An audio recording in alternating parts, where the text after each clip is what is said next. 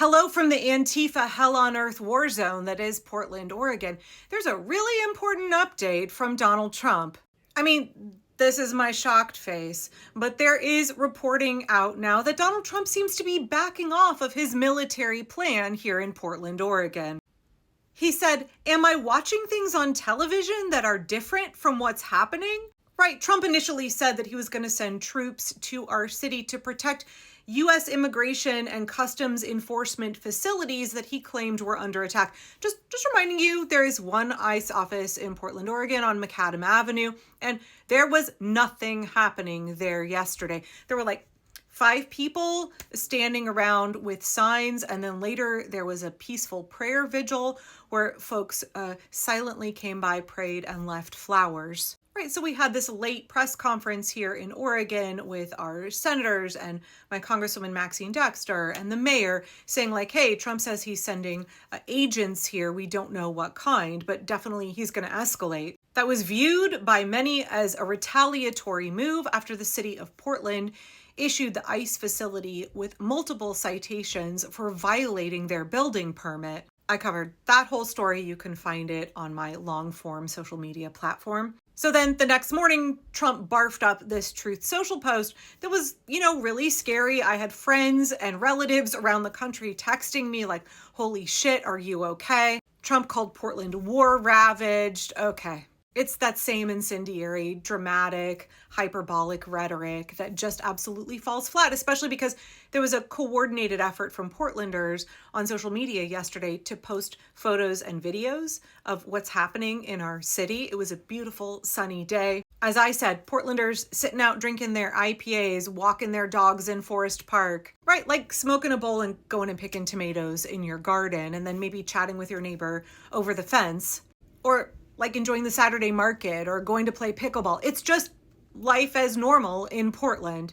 So Trump claiming that Portland is war ravaged and he has to send people to protect the ICE facilities, immediately fell flat. So he was asked about whether he is still going to send troops to Portland.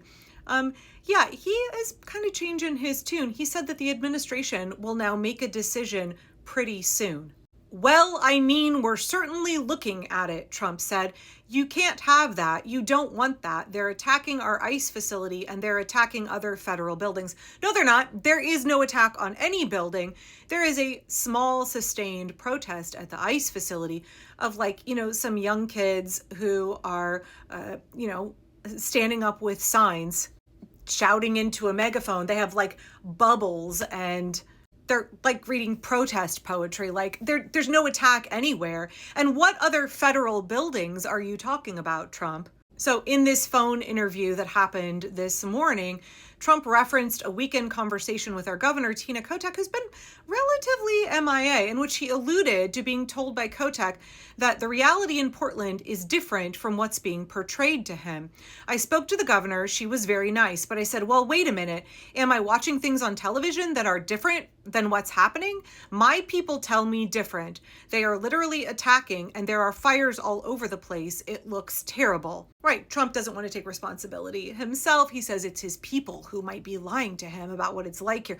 What fires, Donald Trump, are happening all over the place? Now, yesterday, Governor Kotek told both Donald Trump and Homeland Security Secretary Kristi Noem that troops are not needed here, and also she believes that Trump does not have the authority to deploy the military to Portland. We can manage our own local public safety needs, Governor Kotek said. There is no insurrection. There is no threat to national security. Our mayor, Keith Wilson, also said that the necessary number of troops required in Portland was 0.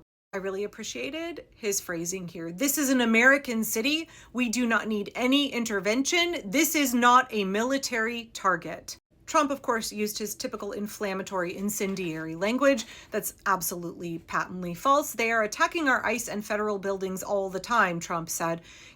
This has been going on for a long time. This has been going on for years in Portland. It's like a hotbed of insurrection. There are no federal buildings being attacked at all. Is Trump thinking back to 2020 during the BLM protests around the Apple store downtown? The ICE facility on Macadam Avenue is nowhere near that location. Downtown is completely fine. The ICE building is a very small facility that has, maybe a dozen, maybe 20 protesters at it on a nightly basis. They're unarmed. They have like flowers and bubbles and protest signs. We had Portland Police Bureau testifying in court that it's actually ICE that is instigating altercations between protesters and federal agents. It's ICE that is the problem. It's ICE that is terrorizing that neighborhood. Now, to be clear, the spokesperson for the Oregon National Guard, Lieutenant Colonel Stephen Bomar, said there have been no requests received for any of the National Guard members to be deployed, and that any requests that do come in would need to be coordinated through Governor Tina Kotek's office. The fact that Trump is so quickly walking back his rhetoric and told our governor, like, oh, maybe my people aren't accurately telling me what's going on. Yeah, maybe before you made all of these Truth Social posts, you should have talked to the governor. Maybe you should have talked to the mayor of the city. I understand that Trump's not going to do that. I understand that he has ulterior motives, but we are seeing how he is chickening out over and over, right? He had all of these big threats about going into Chicago. He chickened out.